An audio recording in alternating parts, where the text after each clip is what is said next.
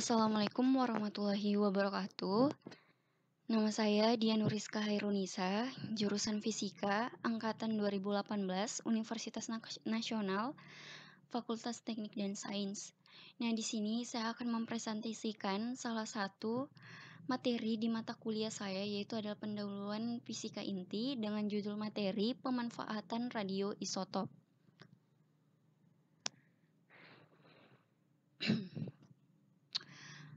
Sebelum kita pergi membahas tentang penggunaan atau pemanfaatan radioisotop, kita harus tahu dulu nih pengertian dari si radioisotopnya. Nah, radioisotop ini adalah isotop dari zat radioaktif yang dibuat dengan menggunakan reaksi inti dengan neutron. Nah, isotop adalah unsur yang memiliki nomor atom atau jumlah proton yang sama namun massanya berbeda.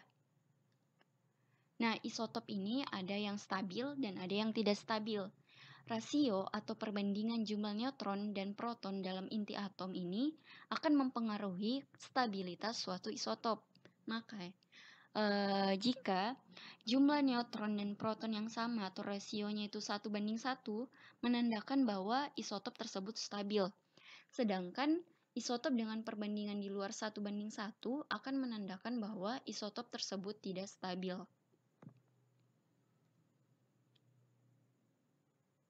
Sifat-sifat radioisotop. Yang pertama, radioisotop ini memancarkan radiasi dimanapun dia berada dan mudah dideteksi.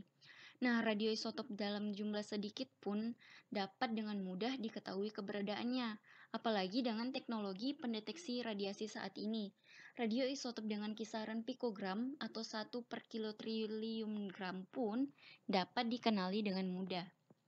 Yang kedua adalah laju peluruhan tiap satuan waktu atau radioaktivitas hanya merupakan fungsi jumlah atom radioisotop yang ada, tidak dipengaruhi oleh kondisi lingkungan, baik itu temperatur, tekanan, pH, dan sebagainya. Nah, penurunan radioaktivitas ini ditentukan oleh waktu paro, di mana waktu paro ini merupakan waktu yang diperlukan agar intensitas radiasi menjadi setengahnya. Nah, waktu paru ini juga merupakan bilangan khas untuk tiap-tiap radioisotop. Waktu paru ini digunakan atau bervariasi dari kisaran milidetik sampai ribuan tahun. Waktu paru ini juga merupakan faktor penting dalam pemilihan jenis radioisotop yang tepat untuk keperluan tertentu. Nah, yang ketiga adalah radioisotop memiliki konfigurasi elektron yang sama dengan isotop lain, sehingga sifat kimia yang dimiliki oleh radioisotop ini sama dengan isotop-isotop lain dari unsur yang sama. Misalnya nih, radioisotop karbon 14, dia akan sama, dia sama memiliki karakteristik kimia yang sama dengan karbon 12.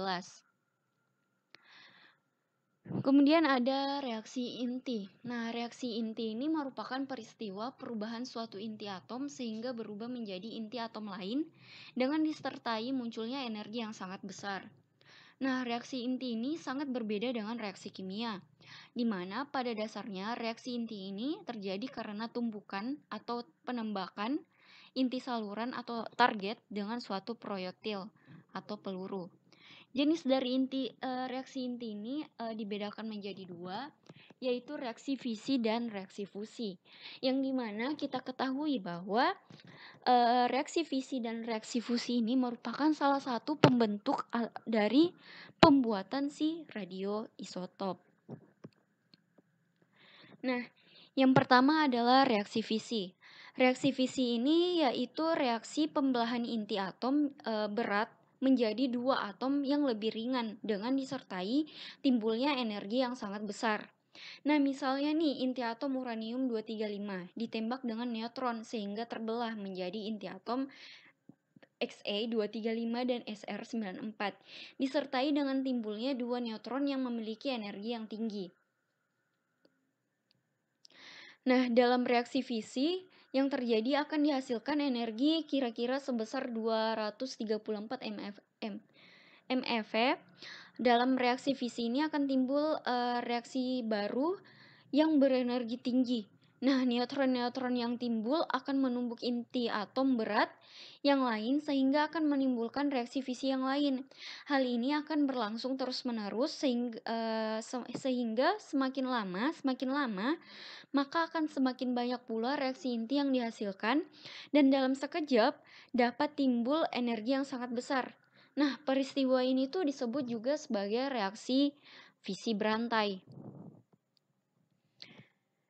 Nah, reaksi fisi berantai ini hanya memerlukan waktu pembangkit neutron untuk setiapnya memiliki waktu 0,1 mikrosekon, di mana reaksi berantai nuklir ini dengan bisa menciptakan penggandaan neutron dalam tempo yang amat cepat, yaitu 0,5 mikrosekon. Berdasarkan perhitungan 1 kg uranium 235, untuk bisa berdivisi sempurna, hanya membutuhkan tempo 0,5 mikrosekon saja. Jadi, dengan memberi kondisi yang tepat, energi fisi dalam jumlah yang amat besar bisa dibebaskan dalam tempo kurang dari sepersejuta detik. Nah, ini tuh merupakan latar belakang teori yang digunakan dalam pembentukan atau pembuatan bom atom. Yang kedua adalah reaksi fusi. Reaksi fusi yaitu reaksi penggabungan dua inti atom ringan menjadi inti atom yang lebih berat dengan melepaskan energi. Misalnya adalah penggabungan deuteron dengan deuteron akan menghasilkan triton dan proton dilepaskan energi sebesar kira-kira 4,03. Dengan penggabungan deuteron dengan deuteron akan menghasilkan helium 3 dan neutron dengan melepaskan energi sebesar 3,3. Penggabungan triton dengan triton akan menghasilkan inti helium dengan melepaskan energi sebesar 17,6. Nah, reaksi fusi ini memerlukan temperatur yang sangat tinggi agar terjadi. Dibutuhkannya sebesar 108 derajat Kelvin. Jadi, reaksi fusi ini juga disebut dengan reaksi termonuklir. Oleh karena itu, untuk bisa terjadi reaksi fusi, diperlukan suhu yang sangat tinggi. Maka, matahari ini menjadi tempat untuk terjadinya reaksi fusi. Energi matahari yang sampai ke bumi ini diduga merupakan hasil dari reaksi fusi yang terjadi di dalam matahari. Di mana hal ini berdasarkan hasil pengamatan bahwa matahari itu banyak mengandung hidrogen. Dengan reaksi fusi berantai akan dihasilkan inti helium 4, di mana reaksi dimulai dengan penggabungan antar dua atom hidrogen membentuk deuteron. Selanjutnya, antara deuteron dengan deuteron akan membentuk inti atom helium 3, dan akhirnya dua inti atom helium 3 akan bergabung membentuk inti atom helium 4 dan dua atom hidrogen dengan melepaskan energi total sebesar 26,7. Nah, selanjutnya adalah kegunaan radioisotop. Kegunaan radioisotop yang pertama adalah digunakan sebagai perunut atau trisart. Nah, penggunaan radioisotop ini didasarkan pada ikatan bahwa isotop radioaktif mempunyai sifat kimia yang sama dengan isotop stabil. Jadi, jika suatu isotop radioaktif ini melangsungkan reaksi kimia yang sama dengan isotop stabilnya, perunutan merupakan suatu proses pemanfaatan senyawa yang ditandai dengan isotop atau radioisotop untuk menjadi bagian dari sistem biologi atau mekanik, sehingga diketahui mekanisme yang terjadi dalam atau diperoleh suatu hasil pengukuran.